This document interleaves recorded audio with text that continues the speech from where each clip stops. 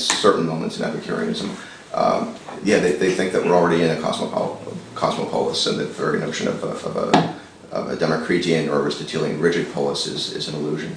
I do think, and I'm with a certain Marx here, that it's very hard to disembed democracy from capitalism, which is why certain kinds of revolutionary projects are deeply dangerous and undesirable. You can find that in Marx and the Gotha program, and I endorse that wholeheartedly. So I don't think that there's an easy or desirable way to get out of capitalism in the near term. We're stuck with it, but that in itself is also quite dangerous to the values that capitalism supports, like certain kinds of liberalism, which I endorse.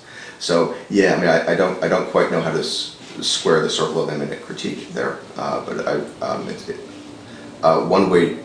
one thing that I'm hoping for from this project is to think of immanent critique in non-dialectical terms,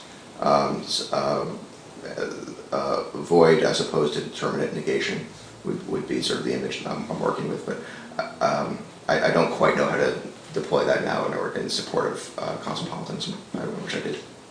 Oh, yeah. All right. Yeah. I have an answer for you. Take 5-10 minutes.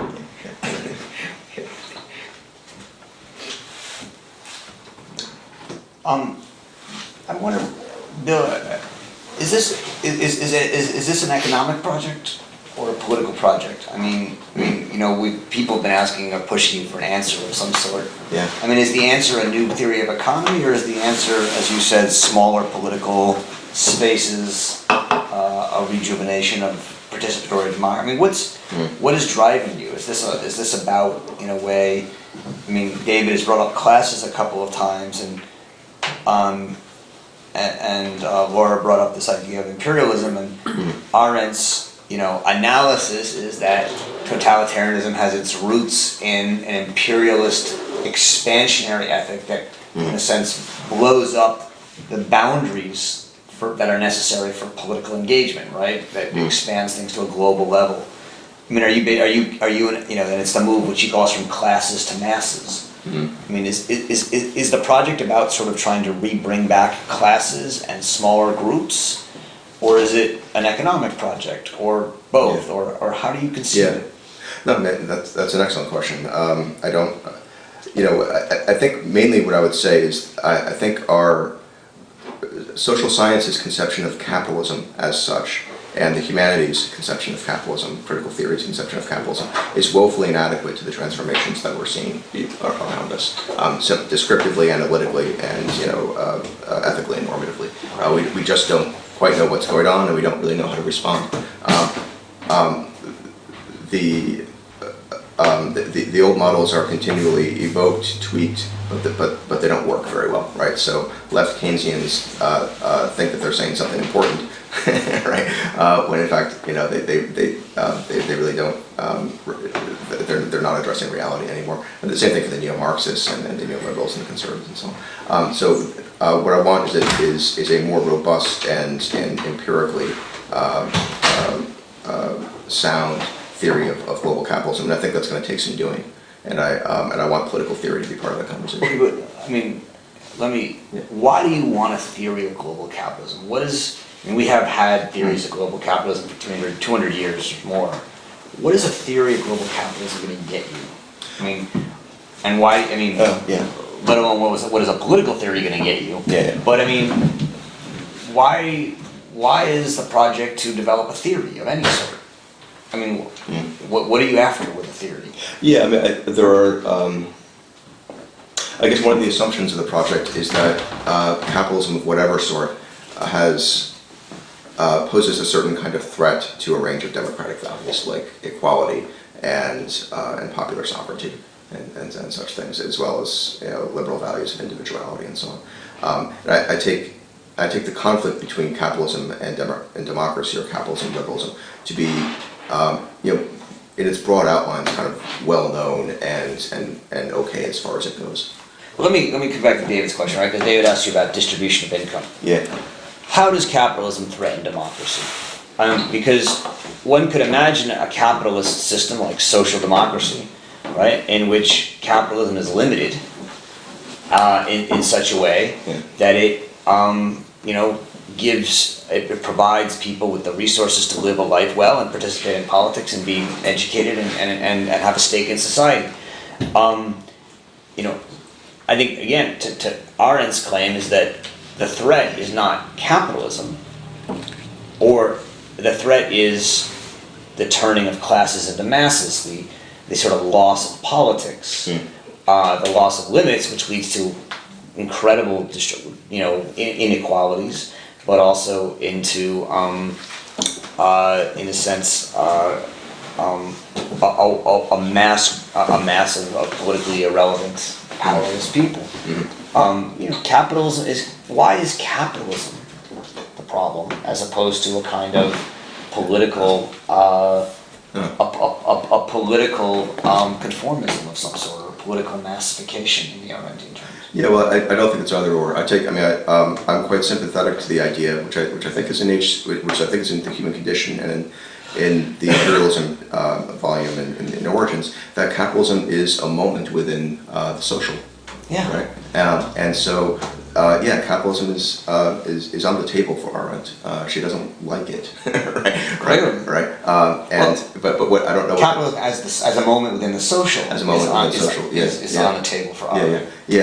I think Arendt has much to teach. Right. Classical social democratic theory, which tends to veer towards an administration of things as opposed to an endorsement of political practices as intrinsic goods in their own right. I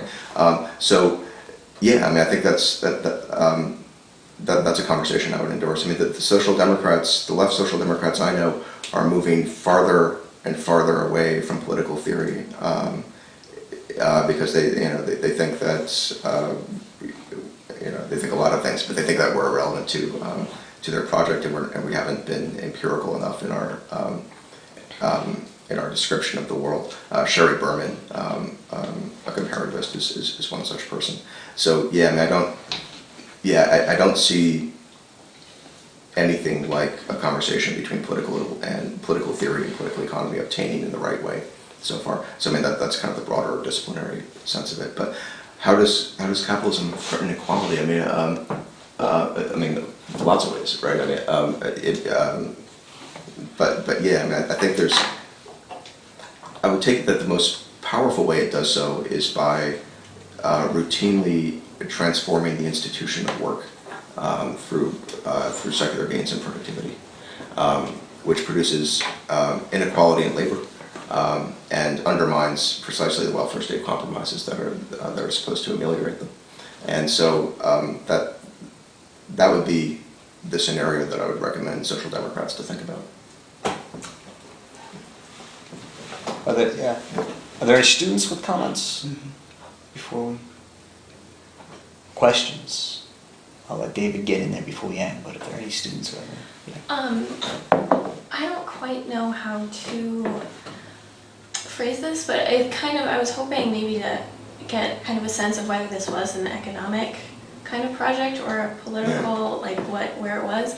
But I noticed you said at one point that you or it's very easy to pick apart the microeconomic theories behind comparative advantage, which just doesn't make sense in this world. But I wanted to just point you to the GeoClassical Model, and I don't know if you've heard of it. I don't know anything about that. Chris Fader is the teacher, she's the advisor, which is the only reason I know about it. But they have a model for how to stop the bubbles, and the idea of land, which comes back to that note that Hannah Arendt has in the public-private and the working classes not having a space of their own anymore. I haven't obviously thought about this enough to really come to you with a coherent point, but if you just looked at it from that perspective, maybe having a different economic perspective than what is out there, which is not helpful at all. Post-Henry George is what we're talking about. Yeah, Henry George. Oh, okay. If you go and find his Progress in Poverty. Open is that what this is? Oh, wow. Oh, that's wild. That's wonderful. That's what the geo is. Yeah. the geo and such, And the it geo. means land. The geo was really referenced to Henry George. Kind of. Geo as in George? And there's another professor who's good at the economics of it, and I'm not sure how much it would be for more like political thinking of it, but Mason Gaffney also has a lot of points, and they're very good at picking apart what's wrong with the neoclassical model. Yeah. So Yeah, you can okay. Yeah, thank you. that. Thank you for that. No, that's useful. Thanks. Do you want to end with? Well, I just bring have us a to the little end, funny Dave. footnote about masses classes, because in the 19th century, the whole anxiety about masses was conjoined to the social question. And then what appeared to be, to Max Weber and Durkheim and the other fathers of the surprising and happy answer to that was exactly the organization of labor, that they formed class, that they didn't. So the whole post-Roman anxiety about the demos or about the sort of destroying property and so on, they had this capacity for self-organization and so on. And that's, again, that kind of round out the circle of my questioning, because I think it's that dimension which is now so seriously undermined everywhere, to the extent there was any validity to that contention. Obviously, Arendt is looking and saying, hey, that didn't work. It didn't work in Weimar. I mean, the class formations dissolved again into these very pernicious mass formations and so on, and that discussion has to continue. But I think that that's a useful recollection, because whether those kinds of formation, whether you think of them in pluralist terms or even just the old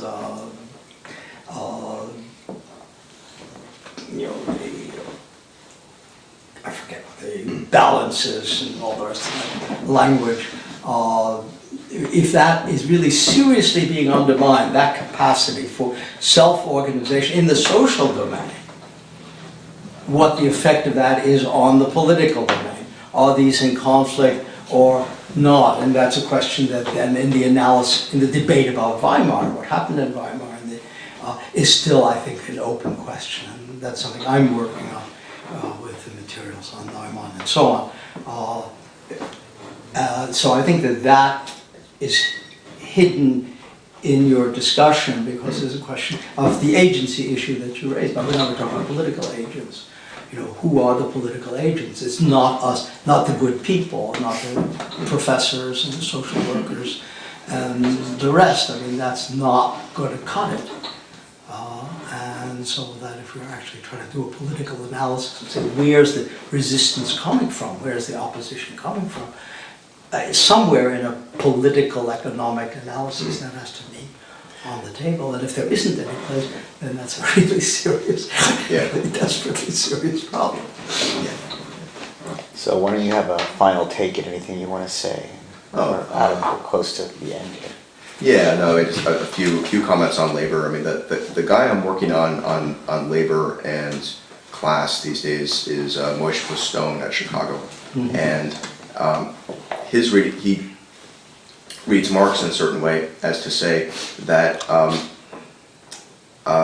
labor is not the universal subject, right? Labor is precisely the subject that has to be overcome. Right, and this is all sort of in a dialectical mode where a demos becomes a proletariat, becomes labors, right, and then through reform, through a long process of political resistance, deconstitutes itself as labor, right, so that the old question of whether unions are labor or not, or whether they're decommodifying labor or not, takes on this kind of political salience, which it didn't have before.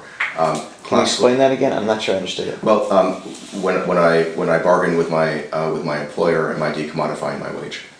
Right. The old line is, of course, it's gangsterism, right? It's cartel behavior, right? So it's monopoly, it's rent seeking. If I have a bargain with my employer, or I'm representing labor itself, or I'm inflating labor's value to its true moral worth, right? That conception of labor's true moral worth is precisely what Marx is attacking in the Gotha program and in the Grundrisse. And there's a serious political question about how you represent labor's value in classical Marxism that gets forgotten conveniently by both the Bolsheviks and the Social Democrats. Arendt on labor in a very complicated, very tangential sort of way, I think can help disentangle some of that.